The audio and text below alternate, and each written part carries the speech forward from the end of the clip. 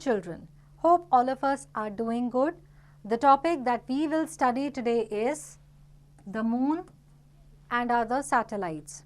The things we will learn are the moon, conditions on the moon, phases of the moon and the tides, eclipses and artificial satellites. So, the moon.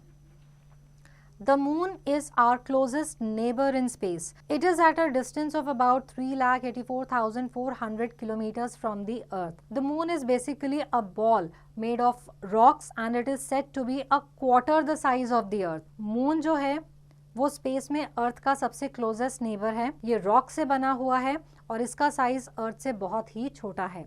The moon is the natural satellite of the earth. Satellites are the objects that revolve around the planets. The moon does not glow on its own. It shines only because it reflects the sun's light that falls on it.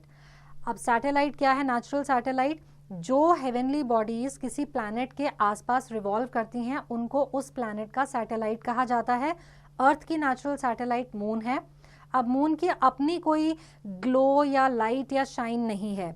ये हमें shine करता हुआ दिखाई देता है क्योंकि इसकी surface पे जब सन की लाइट पड़ती है तो वो रिफ्लेक्ट होती है. It is a fact a super fast train moving non-stop would reach the moon from the earth in about 6 months. The moon is that far from the earth. Now let us look at the conditions on the moon. The moon's surface is rough and uneven. It has plains and even high mountains. All over the surface of the moon there are big round hollow structures called craters. These craters are formed when pieces of rocks called meteorites hit the surface of the moon from the space. Now the black spots we see on the moon are the shadows of these craters. There is no air on the moon due to which sound waves cannot travel. Therefore we cannot talk on the moon. Since there is no atmosphere on the moon, it becomes very cold at night. The atmosphere helps in retaining the heat. There is no water on the moon and moon's gravity is 1/6 that of the earth. Therefore your weight on the moon would only be 1/6 of your weight on earth. Due to weaker gravity, things on the moon float and do not fall down. Due to weak gravity, the moon cannot keep atmosphere around it. Cut. अब इसका ज़रा पीछे ले जा, मैं थोड़ा सा हिंदी का कर दूं. तो मून की जो सरफेस है वो बहुत ही रफ और अनइवन है. कहीं कहीं पे प्लेन्स हैं और कहीं पे बहुत ऊंचे ऊंचे माउंटेन्स हैं. मून पे बहुत बड़े बड़े गड्ढे हैं जिनको कि क्रेटर कहा जाता है. ये फॉर्म हुए थे जब मून पर रॉक्स, जिन्हें मीटियोराइट्स कहते हैं, वो गिरे थे. रात को जब हम मून देखते हैं तो उसमें जो हमें ब्लैक स्पॉट्स नजर आते हैं वो इन्हीं क्रेटर्स के शैडोज हैं. अब मून पे एयर नहीं है जिसकी वजह से साउंड वेव्स ट्रैवल नहीं कर सकती, तो हम मून पे बात नहीं कर सकते या सुन नहीं सकते. अब मून का एटमॉस्फेयर नहीं है, इसके वजह से रात को यहाँ पे बहुत ज्यादा ठंड हो जाती है. मून की जो ग्रेविटी है वो अर्थ के मुकाबले 1/6 है. इसीलिए मून पर आपका वेट जो है वो 1/6 ही रहता है जो आपका वेट अर्थ पे है उसके मुकाबले. अब क्योंकि मून पे कोई ग्रेविटी नहीं है तो ज़्यादातर चीज़ें फ्लोट करती हैं और नीचे नहीं गिरती हैं, और कम ग्रेविटी होने की वजह से मून पे कोई एटमॉस्फेयर भी नहीं टिकता है. Now let us look at the phases of moon. Now different shapes of the moon as seen from the earth are called phases of the moon. Half of the moon surface always faces the earth. The part facing the sun shines while the other part remains dark. हम रात को जब moon को देखते हैं तो हमें वो अलग अलग शेप्स में नजर आता है. इसको मून के फेजेस कहा जाता है. मून का आधा हिस्सा हमेशा ही अर्थ को फेस करता है और जो हिस्सा सन को फेस करता है वो शाइन करता है और जो दूसरा हिस्सा है वो डार्क रहता है. Now when the side of the moon facing the earth does not get the sunlight, we cannot see the moon. This is called the new moon. तो जो अर्थ की तरफ मून का हिस्सा फेस कर रहा है, जब उस पर सनलाइट नहीं पड़ती तो वो हमें नज़र नहीं आता, उसको हम न्यू मून कहते हैं. When only a small portion of the moon gets sunlight, this part visible from the earth is called its crescent shape. जब मून के थोड़े से हिस्से पे जो सनलाइट पड़ रही है वो हमें नज़र आती है तो उसे हम crescent shape कहते हैं. When half of the surface of the moon is visible to us, it is called half moon. जब आधा हिस्सा मून का जिस पे लाइट पड़ रही है वो हमें नजर आता है तब हाफ मून होता है. When almost 3/4 of the facing side of the moon receives sunlight, it is called gibbous face of the moon. When an entire side of the moon illuminates, it is called full moon. जब पूरे हिस्सा moon का हमें नजर आ रहा होता है क्योंकि उस पर सनलाइट पड़ रही होती है, तब फुल मून होता है। The moon itself never changes its shape. The changing shape of the moon that we see from the earth are actually the shape of its illuminated part as it revolves around the earth. तो moon की shape तो change नहीं होती, लेकिन जैसे जैसे ये अर्थ के इर्द गिर्द रिवॉल्व करता है तो जिस हिस्से पे लाइट पड़ती है वो हमें नजर आता है, उस हिसाब से हमें इसकी शेप चेंज होती हुई नजर आती है। Now it is a fact we are able to see only one side of the moon from the earth. Now let us look at the moon and the tides. The moon has a noticeable effect on the earth even though its gravity is weak. The moon's gravity causes tides to occur on the seas and oceans of the earth. हालांकि moon की gravity बहुत week है, तब भी moon की gravity से अर्थ पे बहुत असर पड़ता है। जो हमें ओशंस और सीज में जो टाइड्स नज़र आती हैं वो इसी की वजह से होता है। A tide is the rise and fall in the level of water. पानी का जो उठाव और गिराव है इसको टाइड कहा जाता है। Tides are of two types, high tides and low tides. When water from the earth's surface facing the moon is pulled by the moon, it causes a high tide.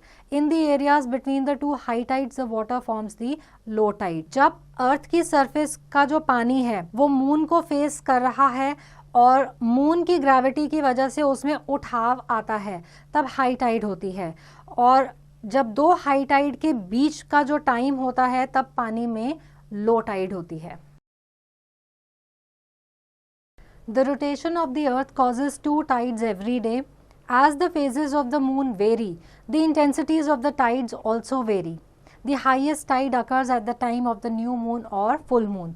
तो क्योंकि अर्थ रोटेट करती है तो उसकी rotation की वजह से हर रोज दो तरह की टाइड्स बनती हैं, और जैसे जैसे मून के फेजेस बदलते हैं वैसे वैसे इन टाइड्स की इंटेंसिटी भी बदलती है। जो हाईएस्ट टाइड है वो फुल मून पर होती है। Now it is a fact fisherman need to keep a track of the tides as it can be dangerous to go fishing during high tide. Let us now look at eclipses. The sun is the source of light and the earth and the moon are the objects that come in the path of light and cast their own shadow on other heavenly bodies. तो sun जो है वो light का source है, earth और moon जो हैं वो इसके light के path में आते हैं, तो इनकी shadows दूसरी heavenly bodies पर पड़ती हैं।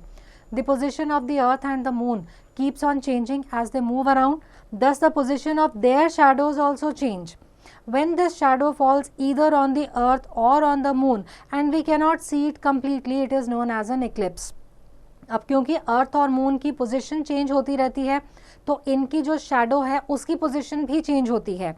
जब ये जो शैडो है कभी अर्थ पे या मून पे पड़ती है और हम इनको कंप्लीटली देख नहीं पाते हैं, तब क्या होता है? एक्लिप्स होता है। An eclipse is a shadow formed in space that makes the sun or the moon invisible for some time. तो कुछ टाइम के लिए जब स्पेस में एक शैडो फॉर्म होती है जिसकी वजह से या तो सन या मून आधा या पूरा या किसी भी तरह से हमें नहीं नजर आता, तब एक्लिप्स यानी कि ग्रहण होता है। Let us now look at the solar eclipse. It occurs when the moon comes between the sun and the earth while revolving around the earth. The rays of the sun cannot reach the earth. तो solar Eclipse तब होता है जब चांद जो है, moon जो है वो सन और अर्थ के बीच में आ जाता है, तो सन की रेज अर्थ तक नहीं पहुंच पाती। The moon casts a shadow on the earth. It occurs on a new moon day. तो मून जो है अर्थ पर अपनी शैडो फेंकता है और ये न्यू मून डे पर होता है।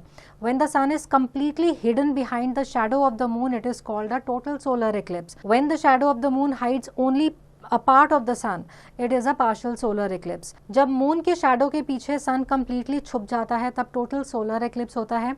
जब मून के शैडो के पीछे सिर्फ सन का कुछ एक हिस्सा छुपता है तब पार्शियल सोलर एक्लिप्स होता है। Now let us look at the lunar eclipse. It occurs when the earth comes between the sun and the moon. The rays of the sun cannot reach the moon. तो सन और moon के बीच में जब अर्थ आता है और सन की रेज मून तक नहीं पहुंच पाती हैं, तब लूनर इक्लिप्स होता है। The earth casts a shadow on the moon. It occurs on a full moon night. तो फुल मून की जो नाइट होती है तब क्या होता है कि अर्थ की शैडो जो है वो मून के ऊपर पड़ती है। When the moon is completely in the dark shadow of the earth, it is a total lunar eclipse. When the moon is only partially hidden by the shadow of the earth, it is called a partial lunar eclipse. तो जब अर्थ की shadow से moon completely छुप जाता है तब total lunar Eclipse होता है, जब अर्थ की शैडो से मून का कुछ हिस्सा छुपता है तब पार्शियल लूनर इक्लिप्स होता है. Now it is a fact, during this solar eclipse sometimes almost the entire surface of the sun gets blocked by the shadow of the moon. Only a bright ring around it remains to be seen and is called an annular or a diamond ring. Let us do it. To understand how a solar eclipse occurs, take a football which represents the earth, a tennis ball that represents the moon, and a lamp that represents the sun. Place the lamp on a table and keep the tennis ball, that is moon, between the lamp, that is the sun, and the football, that is the earth. Move the tennis ball, that is the moon, till it comes in a position that it casts a shadow on the football, which is the earth.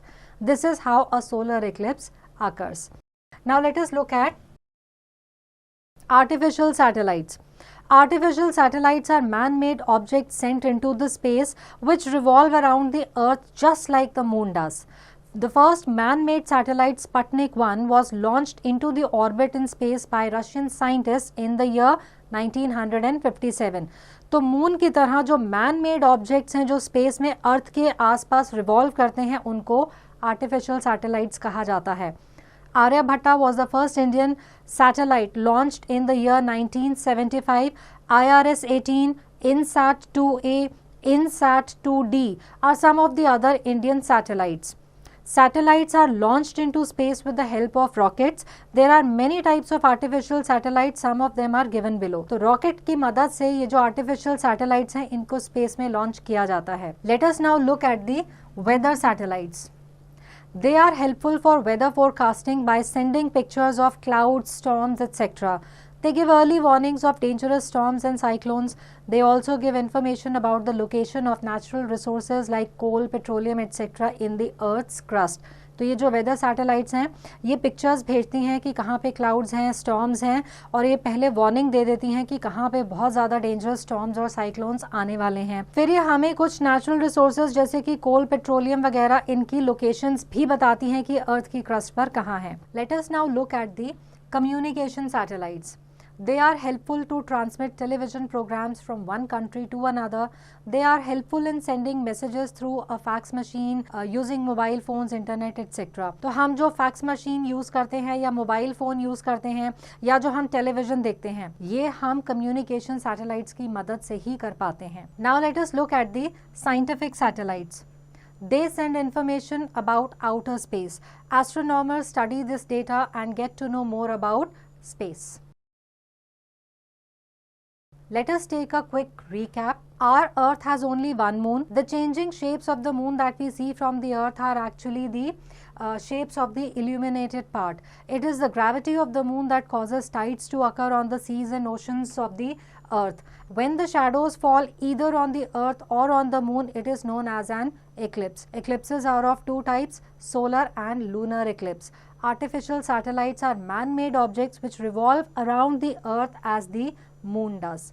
So I hope that this chapter is clear to all, and answering questions based on this chapter will now be easy.